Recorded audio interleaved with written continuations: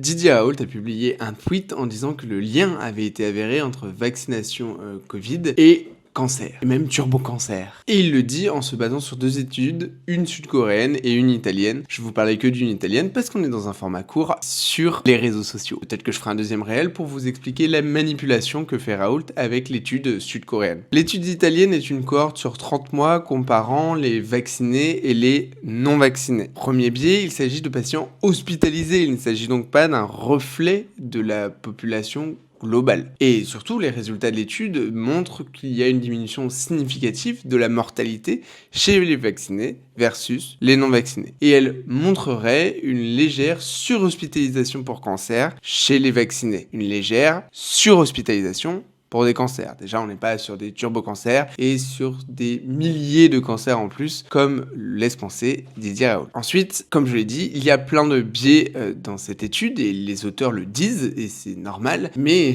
Didier Raoult oublie de les mentionner. Déjà, dans la population vaccinée, ce qui diffère des non-vaccinés, c'est que la population est légèrement plus âgée, ce qui peut bien évidemment fausser les résultats, vous vous en doutez, par rapport à l'apparition de cancer. Les vaccinés sont plus âgés et ont aussi plus d'antécédents, que ce soit hypertension, diabète, etc. Et tout simplement, les antécédents de cancer ne sont pas les mêmes. Chez les non-vaccinés, ils sont de 2,4%, alors que chez les vaccinés, ils sont de 4,2%. Donc forcément, les personnes qui ont des antécédents de cancer sont plus à risque de refaire un cancer. Et tout ça, c'est mentionné dans l'étude. Les auteurs sont complètement transparents sur les biais statistiques et les biais de confusion qu'il peut y avoir dans leur étude, tout simplement. Sauf qu'encore une fois, c'est pas mentionné par Didier Raoult. Donc là, on a même, si jamais on parle des antécédents de cancer, on a des populations qu'on étudie qui ne sont pas complètement identiques. Les non-vaccinés sont moins âgés, ont moins d'antécédents de cancer, moins de comorbidité que les sujets qui ont été sélectionnés parce qu'ils ont été vaccinés. Et autre chose aussi, on vaccine plus facilement les personnes fragiles qui sont plus à risque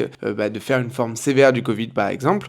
Donc forcément, la population vaccinée sera plus fragile de base que la population non vaccinée dans cette étude. Et la conclusion de l'étude est surtout qu'il y ait une baisse de la mortalité chez les vaccinés, malgré encore une fois toutes ces comorbidités. Et c'est ça le résultat principal de l'étude. Donc encore une fois, une manipulation de Didier Raoult, puisqu'il omet de mentionner ces gros biais que tout chercheur se devrait de mentionner. Et si vous voulez que je vous parle de l'étude sud-coréenne, je le ferai avec plaisir.